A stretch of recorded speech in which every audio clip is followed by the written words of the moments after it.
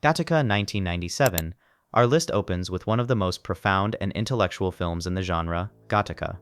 It's a world of the near future that at first glance seems flawless. There's no room for chance here. Parents choose the best genes for their children, guaranteeing them good health, high intelligence, and physical attractiveness. Society functions like a perfectly tuned clock, where every good person finds their place in the highest echelons of power or science.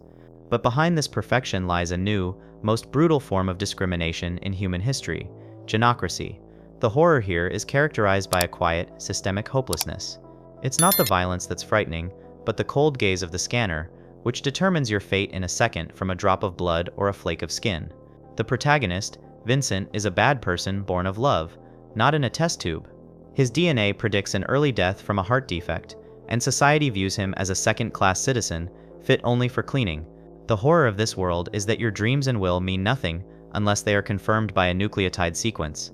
The scene where Vincent daily scrapes off his dead skin and uses other people's biomaterials to impersonate someone else is a metaphor for living in constant fear of exposure. Gattaca exudes a retro-futuristic aesthetic: formal suits, classic electric cars, and the sterile interiors of an aerospace agency. The film asks a crucial question: can a society be considered ideal if it has no place for the human spirit, capable of transcending any biological limits? This is a story about how even the most perfect system fails when confronted with the will of a person who refuses to believe in the statistics of their own death. It is a hymn to human perseverance in a world where numbers have replaced destiny. The Giver 2014. Second place is a world that embodies the dream of complete peace. In the commune, there is no pain, no wars, not even differences in color. Everything is gray and harmonious. People live in perfect order, communicate politely, and know nothing of suffering. Every teenager upon reaching adulthood is assigned a lifelong role.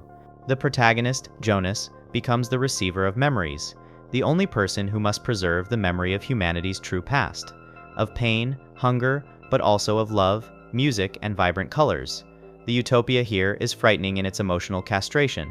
To spare people from suffering, they have been deprived of the very ability to feel. Every morning, the commune's inhabitants take an injection that suppresses any deep emotions. What's frightening is how easily people agree to replace true feelings with correct speech, and how calmly they accept the removal of those who don't fit the system's standards. When Jonas begins to see colors, first red, then green, it feels like waking from a long, cold sleep. The horror of realizing the price of this harmony descends upon him, along with memories of wars and the losses he must bear for everyone. The Giver masterfully utilizes the visual technique of transitioning from black and white to color, showing how the world is imbued with meaning through suffering and joy. This film explores how a utopia without emotion is a graveyard for the living. A society that has chosen security over the freedom to feel has become a soulless mechanism. The film reminds us that true life is impossible without contrasts, and that the right to pain is inextricably linked to the right to happiness. It is a touching and simultaneously terrifying parable about the price we are willing to pay for the absence of conflict. 2015. Third place goes to the visually impeccable and distinctly cold drama, We see a future society called the Collective, which seems to represent the ultimate victory of reason over chaos. There is no crime, poverty, or stress here, because humanity has rid itself of their root cause, emotion. People live in minimalist white interiors, wear identical clothes, and communicate in a purely polite and functional manner. But behind this sterile serenity lies a biological terror. Any expression of emotion is considered a disease called SOS, Society Overwhelm Syndrome, which must be treated or eradicated. The utopia here is terrifying in its emotional emptiness. Director Drake Doremus uses a palette of white, light blue, and gray, creating the feeling of living inside a giant refrigerator. The main characters, Silas and Naya, begin to experience the symptoms of love, transforming their lives into a dangerous spy thriller. The way those around them react to the slightest sign of empathy is terrifying, with cold curiosity or a hidden threat. The film's most terrifying idea is that a perfect society views human intimacy as a virus that can destroy the system's stability. Is a film about the awakening of feelings in a world that has forbidden them. The film explores tactility. Every casual glance or fleeting touch of a hand feels like an electric shock. It's a deeply intimate and quiet utopia that asks the question, is safety worth being forever transformed into a living mannequin? This is a story about how love isn't a weakness, but the only thing that makes us truly alive, even if the price is expulsion from a flawless but dead paradise. Tomorrowland, 2015. Coming in at number 4 is one of the most optimistic and visually captivating films on our list, directed by Brad Bird.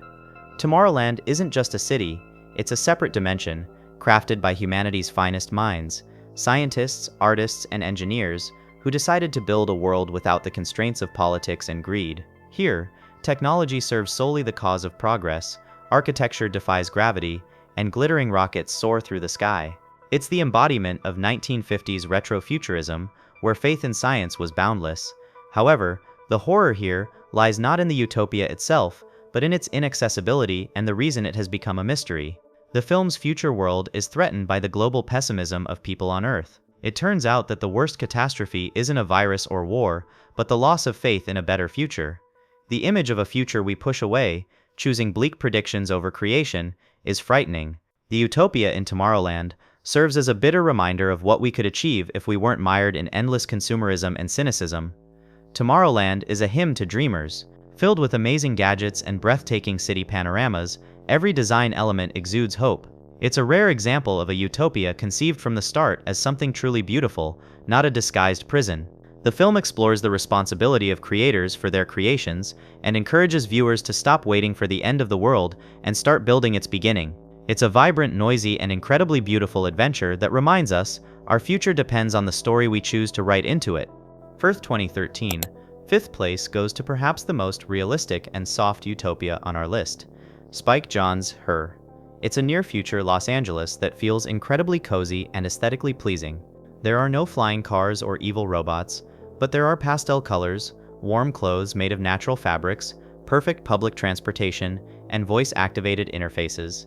Technology has become so advanced that it's practically invisible. It simply makes life as comfortable as possible. But in this flawless, tactile world, people paradoxically become infinitely lonely. The horror here is existential and melancholic.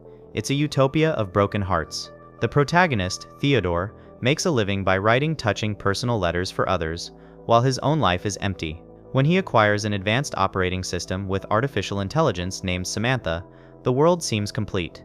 What's frightening here is how easily people abandon real physical intimacy in favor of a digital surrogate that understands them better than any living person. This is a world where technology has given us everything except the ability to truly empathize with one another without the aid of algorithms. Her is a visual masterpiece, where interior design and urban environments work to create a sense of calm well-being. The film explores the evolution of consciousness. While Theodore searches for the perfect woman in Samantha, she evolves into something that can no longer be constrained by human boundaries.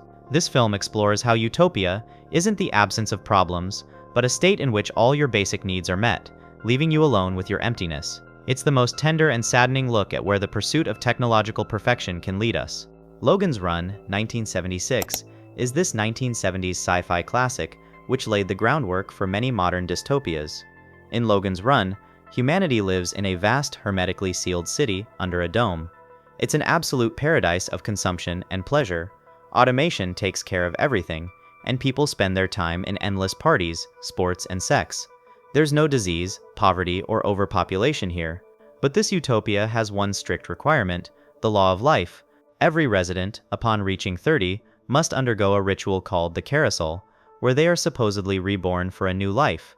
In reality, it's simply a method of legally exterminating people for population control. The horror is hidden behind the bright lights and futuristic sets.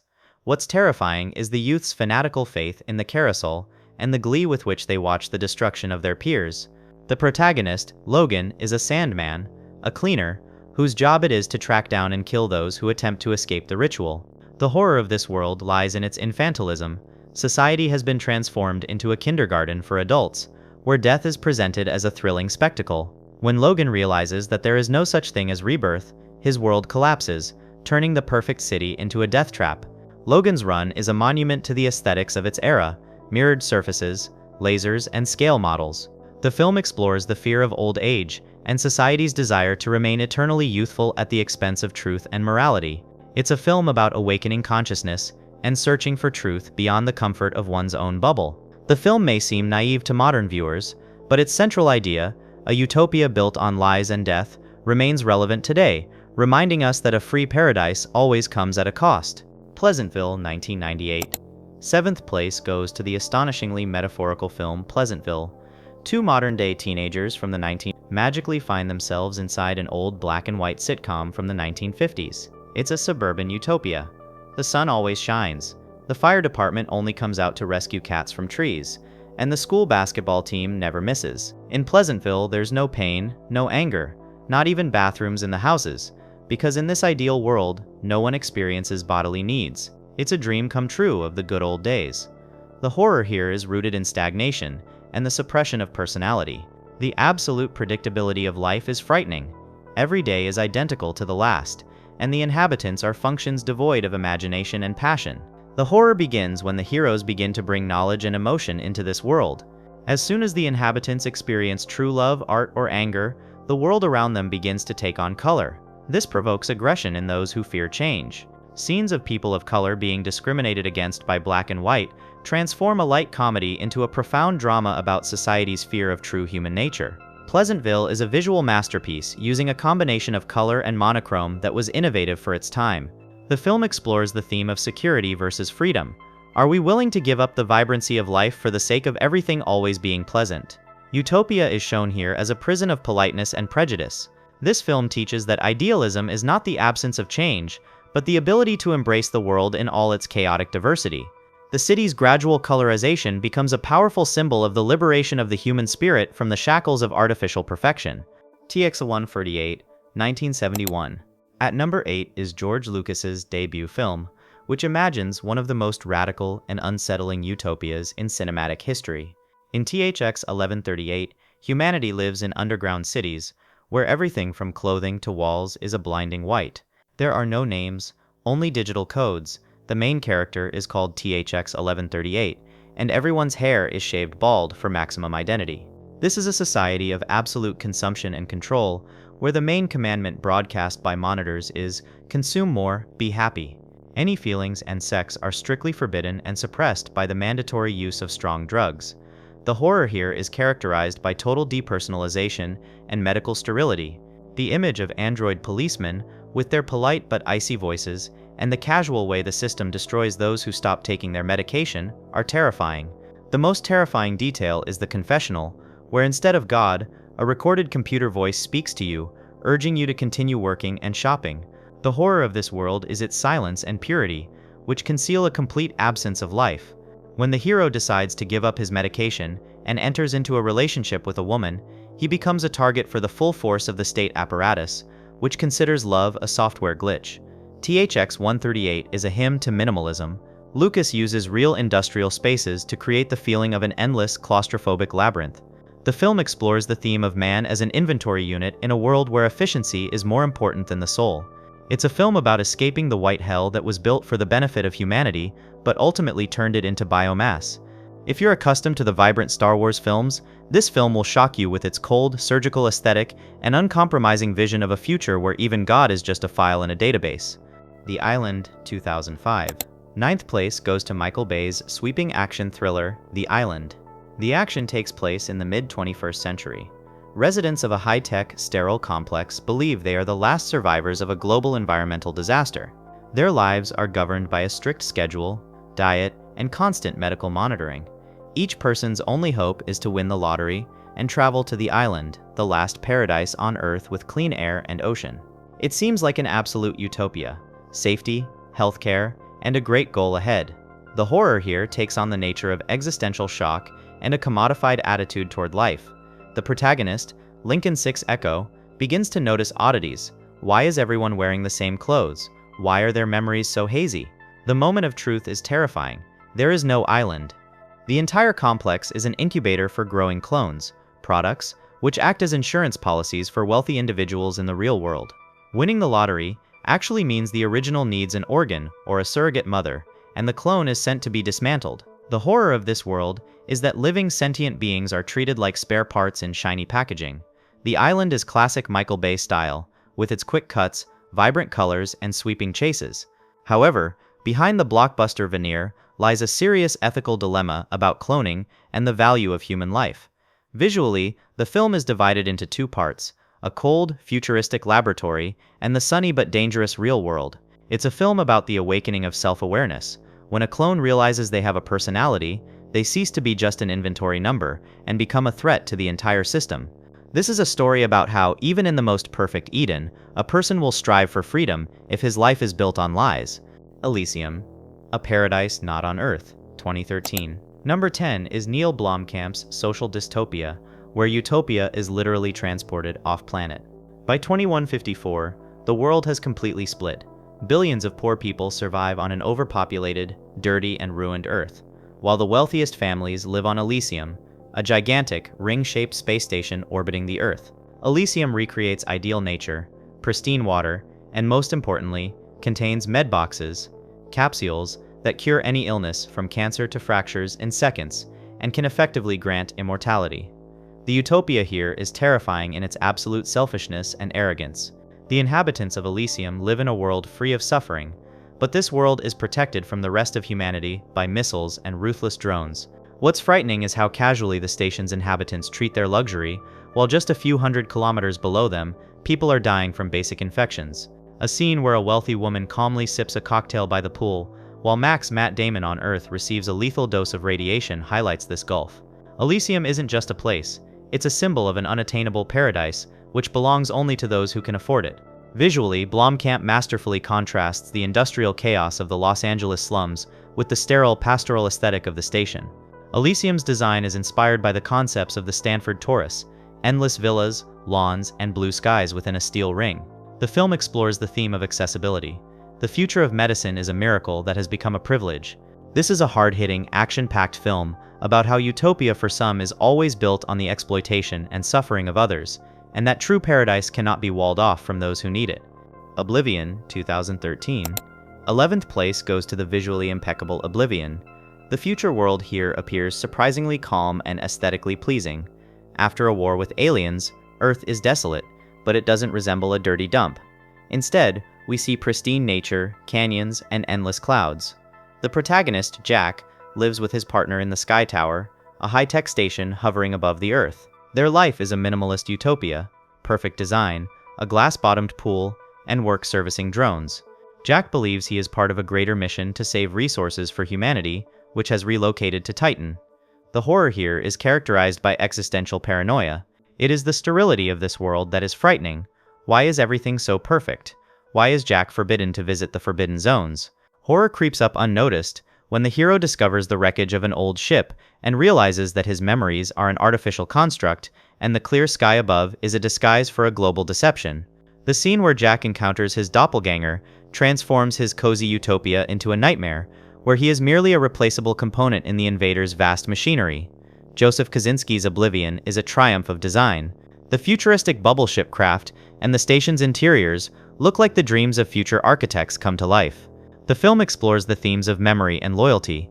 Can love break through software-based erasure? This film teaches that real life isn't about clean clothes and high technology, but about the right to know the truth about one's past and the right to one's own, albeit imperfect, land. Bicentennial Man, 1999.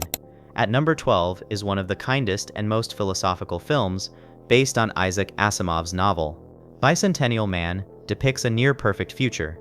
Humanity has overcome many social problems, and robots have become part of everyday life. The Martin family acquires an NDR series robot butler named Andrew, played by Robin Williams. In this world, high technology serves people, making their lives comfortable and safe. It is a utopia of technological progress, where machines and humans coexist in harmony. The horror here is hidden in the legal and moral realm.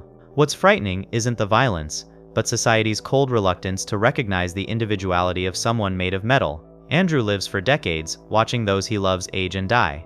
He perfects his body, becoming increasingly human, but the law refuses to recognize him as alive. This is a drama about the gilded cage of immortality. Andrew possesses all the world's knowledge and unlimited time, yet he is denied recognition. The film's most terrifying moment is the realization that to become human in the eyes of society, a robot must learn not only to feel, but also to die.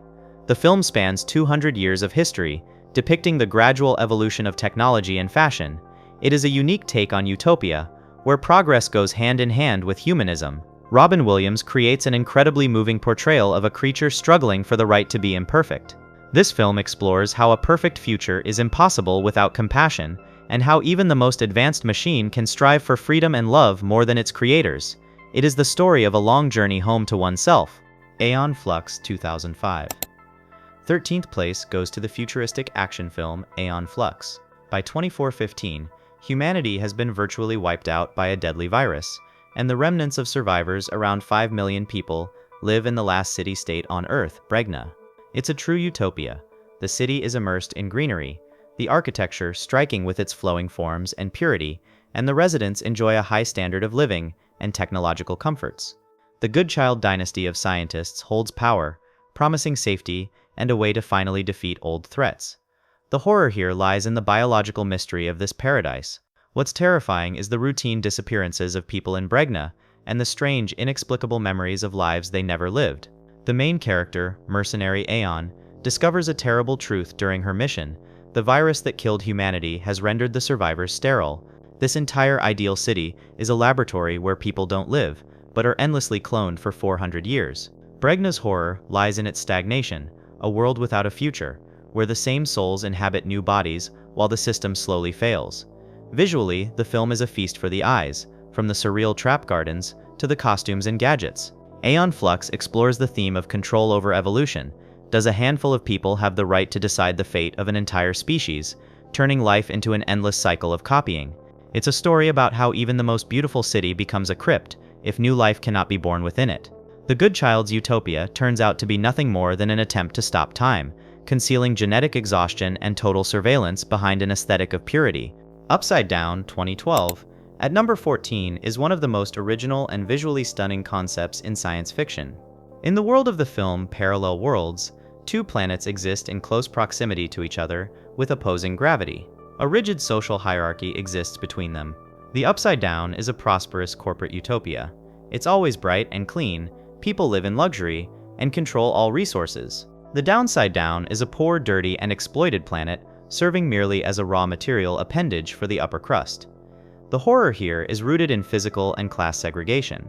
What's frightening is not only the way the rich from above literally look down on the poor, but also the laws of gravity, which make contact between the inhabitants of these worlds mortally dangerous. An object from one world begins to burn after a few hours in the other. The horror of this society lies in its absolute, physically entrenched injustice. You can see paradise right above your head, but if you try to reach it, nature itself will kill you. The scene where the hero tries to weight down himself with matter from another world just to meet his beloved is full of pain and risk. Parallel Worlds is an incredible visual spectacle, where the clouds of one world touch the mountains of another. The film uses gravity as a metaphor for insurmountable social barriers. It is a love story that defies not just human laws, but the laws of the universe. It is a utopia for the elite, built on the literal exaltation of some over others, reminding us that a paradise that exists by oppressing its neighbors will always exist in a fragile and dangerous balance. City of Ember, 2008. Closing our list is an atmospheric and uniquely cozy underground utopia. City of Ember. When a catastrophe occurred on the Earth's surface, scientists and architects created an autonomous city deep underground, designed to last 200 years. Ember is a world of warm electric light, ancient brass mechanisms, and strict rules for resource allocation. There are no wars here, no conventional inequality, and every resident, upon reaching the age of 12, receives a profession essential to the city's survival. It was the perfect plan for humanity's salvation, which has become the only home for many generations. The horror here is characterized by decay and claustrophobia. The main horror of Ember is that its expiration date has long since passed. The giant generator, the heart of the city, is beginning to fail, and the periods of complete darkness are becoming longer. It's terrifying to realize that people have forgotten for 200 years that another world exists. For them, beyond the light of street lamps, there's only an eternal, deadly void. The horror of this society lies in the loss of knowledge. Instructions for exiting the city have been lost, and the administration, led by a corrupt mayor, prefers to pretend all is well while food supplies run low. The scene when the city suddenly goes dark, and absolute silence reigns, is more frightening than any monster. It's the fear of ultimate darkness. City of Ember is a visually rich steampunk world with its rusty pipes, pneumatic tubes, and endless incandescent bulbs. The film explores themes of faith and curiosity. Two teenagers, Lena and Dune, refuse to accept the city's slow death and attempt to decipher the ancient blueprints of its creators. This film explores how even the most perfect life support system eventually becomes a tomb if society's desire for exploration and development dies. It's a touching finale to our list, reminding us that true paradise isn't found in a safe and familiar place, but rather where there's a sky above. We've come a long way through the snow-white corridors of the future, orbital stations, and underground cities. As we've seen, utopia in cinema is almost always an illusion. It's a human attempt to create an ideal order by sacrificing something vital: memory, feelings, freedom of choice, or even death itself. Each of these worlds offered security in exchange for a soul, and each time there were those who chose risk and truth over comfortable lies. Which of these worlds would you thrive in? Are you willing to forgo emotions for a world without war, like in Equals, or would you prefer eternal youth at the cost of a lifespan of 30? Or perhaps you think our current society is already somewhat reminiscent of Gattaca? Leave your thoughts in the comments, like this detailed analysis, and subscribe to the channel to stay up to date with our next cinematic journeys. Remember, a perfect world doesn't start with technology, but with what we value in each other. See you in the future.